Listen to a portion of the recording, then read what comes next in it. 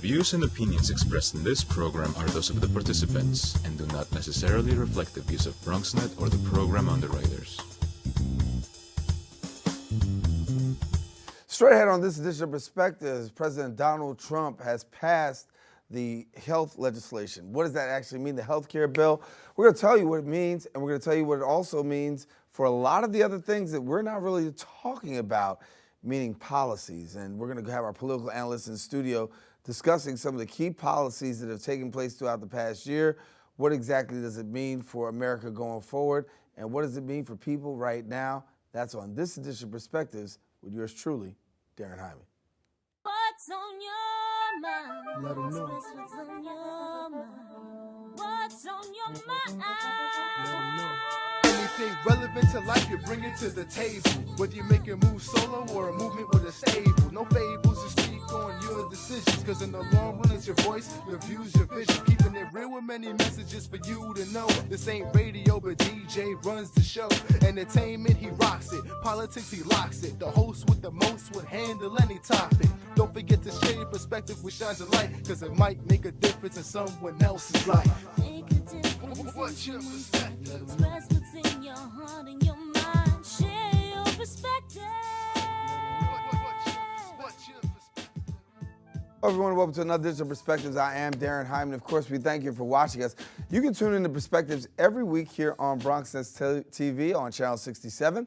And in addition to checking us out on TV, of course there's social networking sites, Facebook and Twitter. My professional page, Daren C. Jaime, there you can find a perspective of a different sort, and we invite you to be a part and come on and share. Coming up on this edition, we're looking back.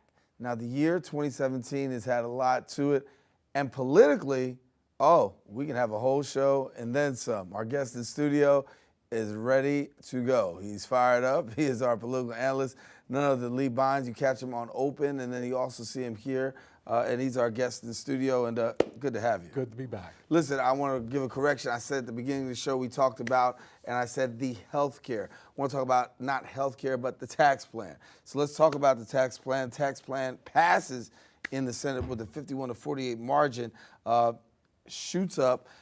What does this mean in terms for the GOP and having this victory? The president had to have a victory at some point this year, suffered a lot of losses, but it seems that before year's end, victory's here. Well, if you want to look at it that way, but from another perspective, if you will, you know what, America thought that, or a large percentage of Americans thought that the Trump administration was going to rock and roll in 2017. But the reality is, when we look at what's happening with the taxes, the health care, the TPP, the climate change agreement, net neutrality, et cetera, the country is pretty much, it didn't rock and roll. We got rocked and we got rolled. Because when we take a look at let's start with the tax plan right now.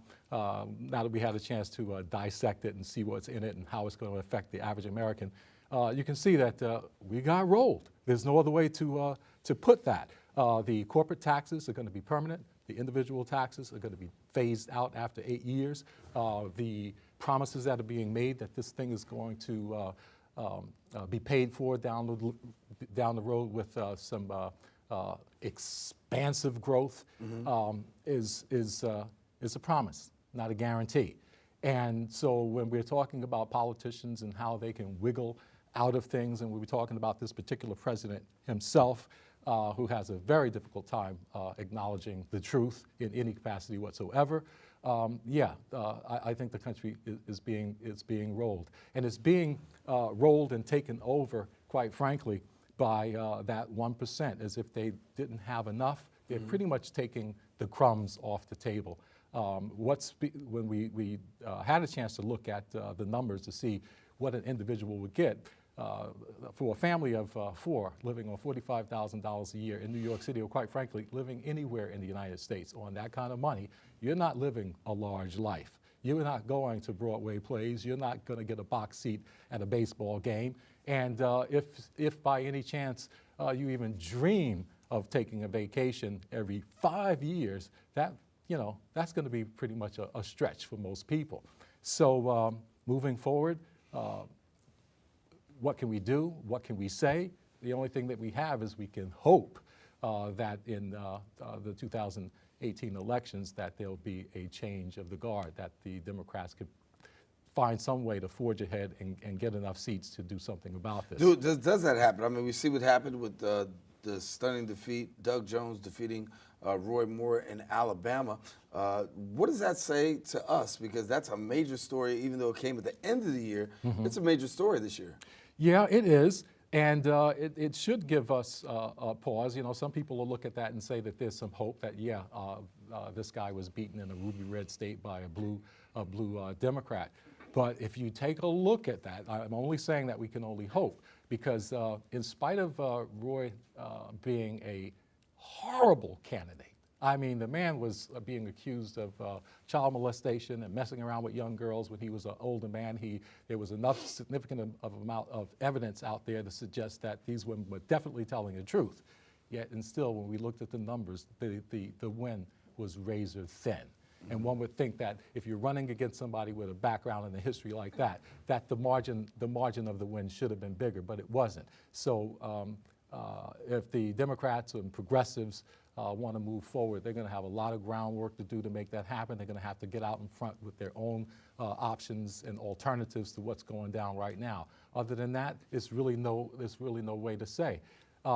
If, in fact, I mean, there is a silver lining to this that we've noticed, that the country has looked at itself domestically and nobody's happy whatsoever. The country has looked at itself internationally and nobody's really happy with the way things are going, simply because the United States at one point was considered the leader of the free world. That is no longer the case. As I mentioned before or earlier with regards to climate change, and we pulling back from that, we're the only nation in the world, literally, that's taking that line. When it comes to what happened a few days ago with regards to the United States deciding to recognize Jerusalem as the capital of Israel, this week, the UN Security Council voted 14-1. Who do you think was the only holdout when they voted to repeal what the administration had just done? The United States, of course. And so that, as a matter of fact, the UN, the broader council, has met, and they have decided that they're going to follow the lead of the Security Council. That said, the ambassador to the UN, Nikki Haley, came out the other day and said that based on that vote, we're taking names. We're taking names of all the people who decided to vote against us. That's a threat against the world. Now, the entire UN General Assembly has voted that was a bad idea. The United States stands alone.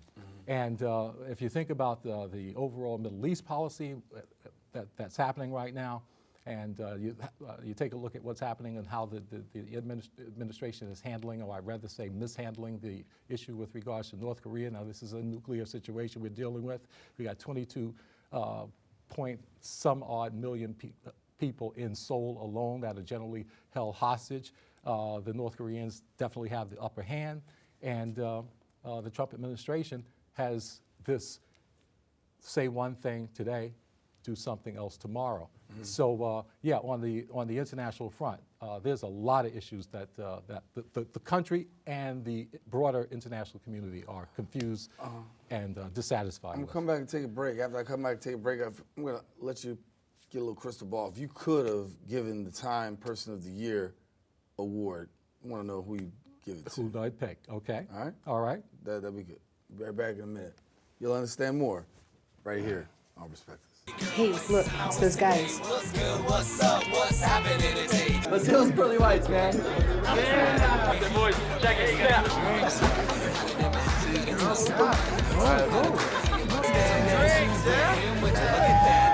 Stand up, do my terrorists, gon' compare us.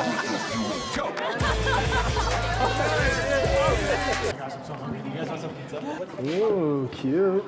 Are you good to try? I'm fine. Hey girl, what's up? What's the name? What's good? What's up? How many did you have? I should be fine. You should be. Sir, go and step out of the vehicle for me. Yes, sir. See ya, buddy. Today, Sean's got a hearing. We'll see how it goes. Good luck. So turns out, buzz driving and drunk driving, they're the same thing, and it costs around $10,000. So not worth it.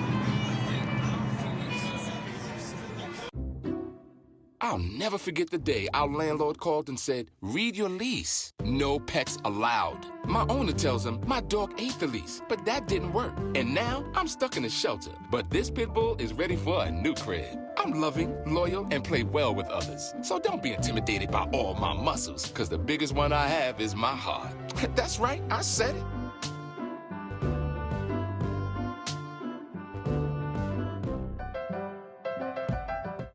Music is a bridge between the material and the spiritual. As a blind person, you have to be aware that nobody can tell you what you can or can't do. You really have to try things. My wife, who was also blind, was a good cook. When she died, that's when I started Meals on Wheels. My name is Harvey Lauer. America, let's do lunch. Drop off a hot meal and say hello. Volunteer by donating your lunch break at americaletsdolunch.org. They call me Maxie, but I prefer tripod. I was your above-average four-legged homie, and then wham, bam, minivan. Some people pity me. Now that's lame. I still run, fetch, and swim. And the ladies love me. I'm the ultimate wingman. Just don't ask me to high five.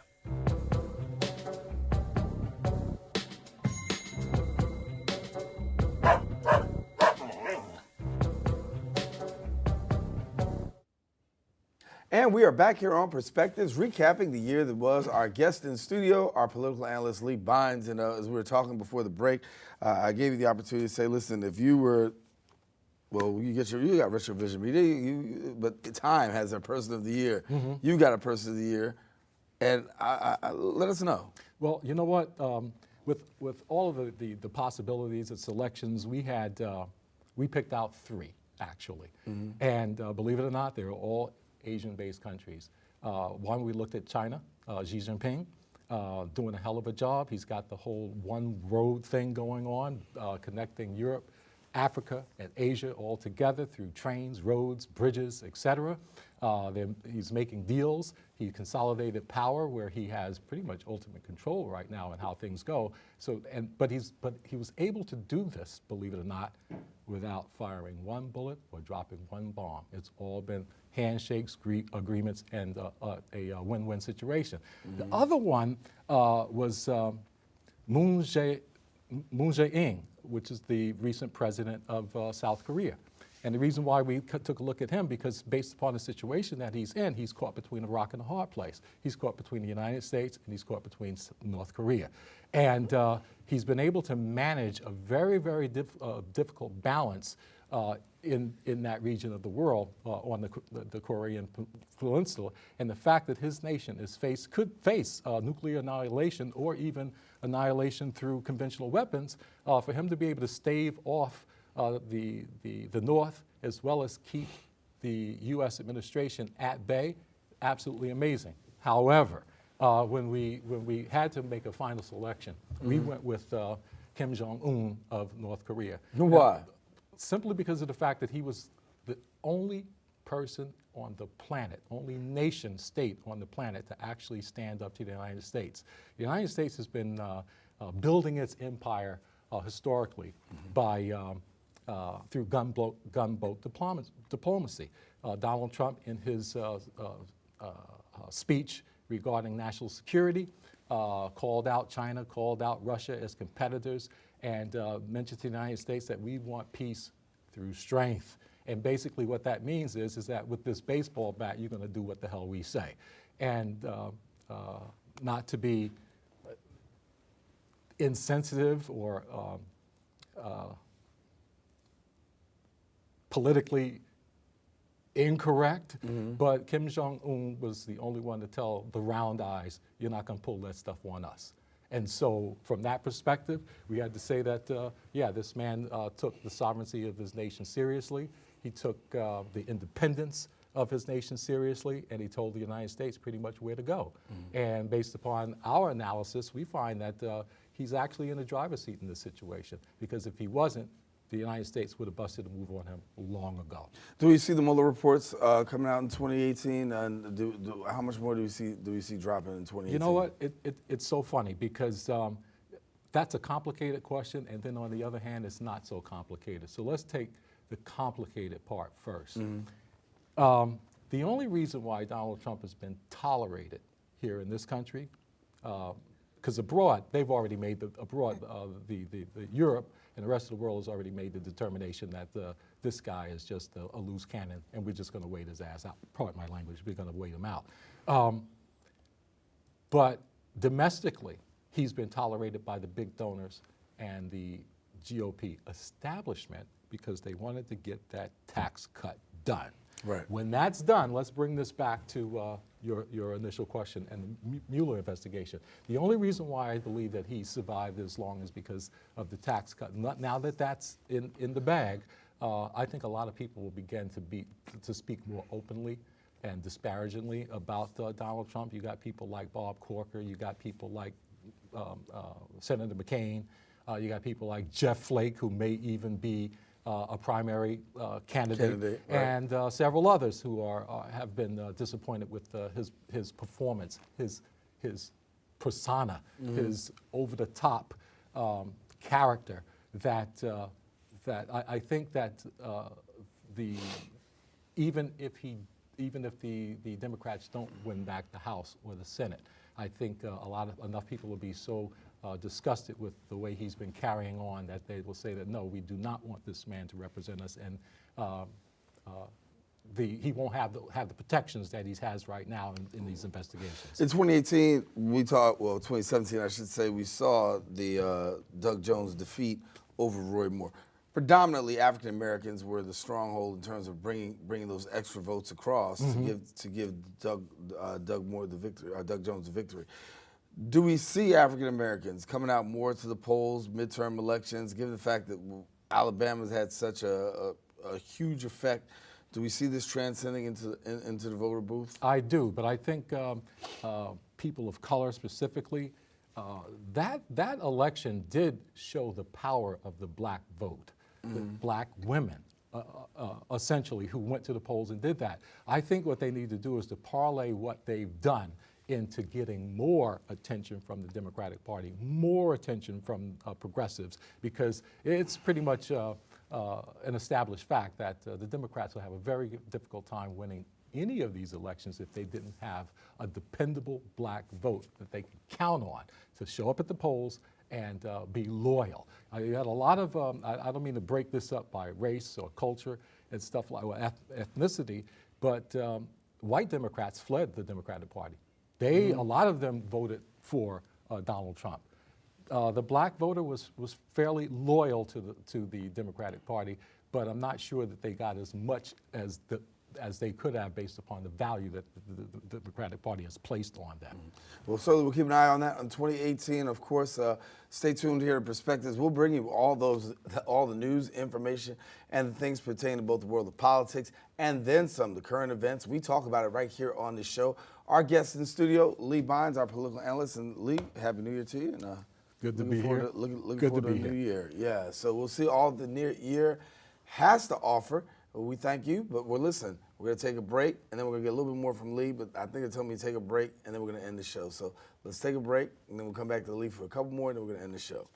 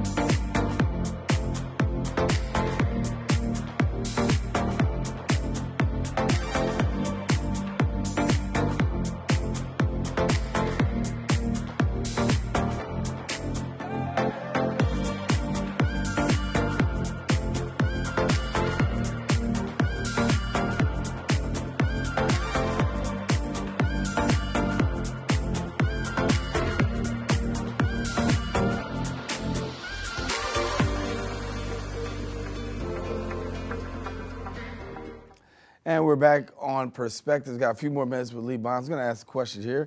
A lot's happened at the White House. We also saw the exit of Omarosa. What does that mean? It means that that the folks at the White House finally came to their senses and realized that she was not the black person to be able to bring the black vote. Unfortunately for her, I'm not That was sure. never, I don't think anybody ever thought that. Well, I believe that the president felt he needed somebody of color sitting next to him in some of these meetings if it was only for show. Right. And once it was determined by a lot of people in the White House that they really didn't understand the role she was playing. And in fact, as a matter of fact, when she went during the Virginia race, I'm sorry, not the Alabama race, when all of those black folks went down there and went into the booth and voted to make sure that Moore didn't move forward. I'm certain that the Trump administration would have been happy if she could have went down there and changed some minds. But most of the activists, I believe Cory Booker went down there, and a bunch of other African Americans of note went down there and campaigned.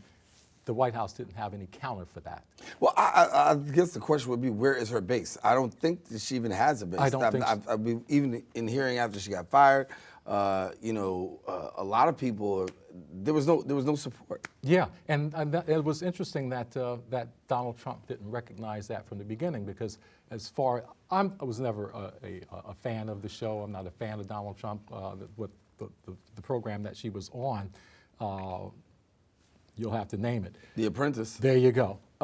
She was pretty much known to be a B by most of those who participated and watched the program. So, but you have to understand that Donald Trump is he's a divisive guy. He's kind of destructive. He likes throwing bombs into situations. And if anyone who was going to be that type of person, it was Omarosa. And but she outlived her usefulness. John Kelly decided that she was probably more divisive than they really needed at this time, and they gave her the exit in a very, very harsh way. Yeah, well, and when we look at the final result, even she's getting to a flare up with Robin Roberts, who's said the comment, "Bye, Felicia." Yeah. Go ahead, Robin. Yeah, well, she has no base of support whatsoever. I'm not really sure who would follow her. I think she's out there trying to market the concept of a book coming out. I don't see many people in the African American community buying that whatsoever. If anything, she's going to have a hard road to hoe moving forward. Well, the one thing we'll pay attention to is who takes her place. Well, you know what? That's a pretty good question, because when they went, I believe Sanders, the White House spokesperson, Sarah Huckabee Sanders, was asked the question in one of the press conferences. Well, so how many people do you actually have of color working in the White House? And she had to go, well, I'll get back to you. And if there was anybody there, you could point them out. Other than Ben Carson, who's I think we're lost after that. There you go. And so. No, there aren't any people of color working at the White House in any position.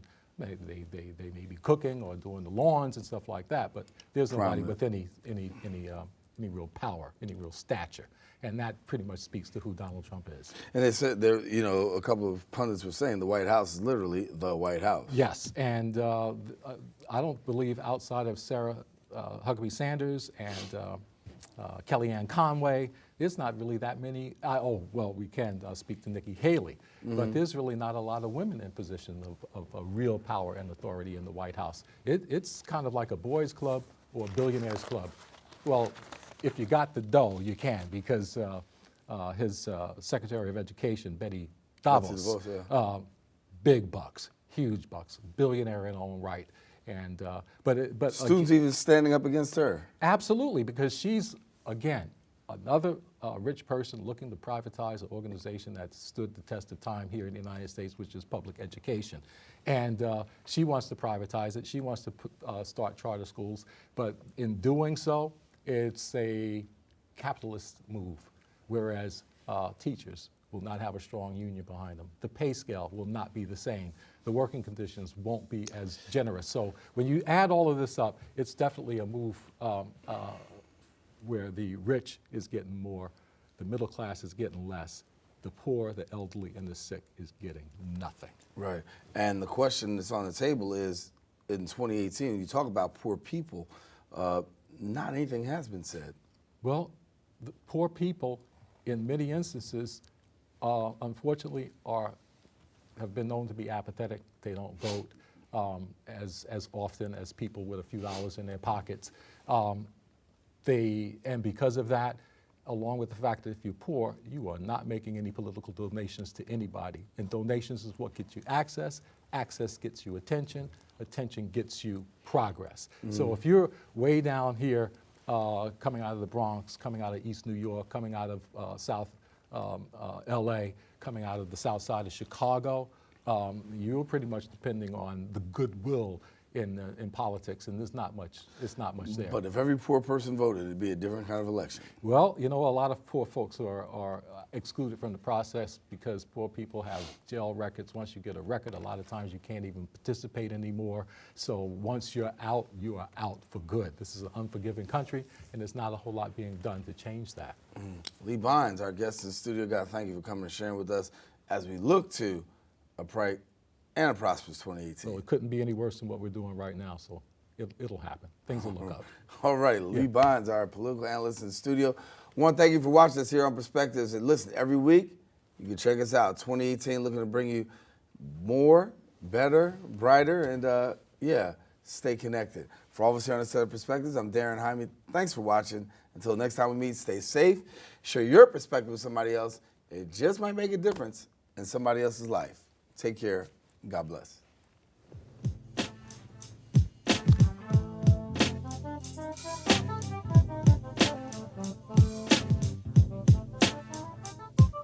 What's on your mind? Let 'em know. What's on your mind? What's on your mind? Let 'em know. Anything relevant to life, you bring it to the table. Whether you make a move solo or a movement with a stable. No fables, you speak on your decisions. Cause in the long run, it's your voice, your views, your vision. Keeping it real with many messages for you to know. This ain't radio, but DJ runs the show. Entertainment, he rocks it. Politics, he locks it. The host with the most would handle any topic. Don't forget to share your perspective which shines a light. Cause it might make a difference in someone else's life. Make a difference. What's your perspective? Express what's in your heart.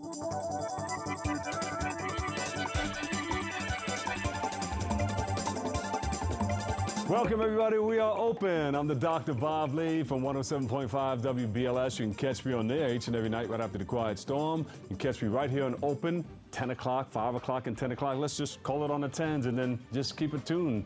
And we got you covered like a blanket, okay? I'm out in the community and we're all over the place because we are now open.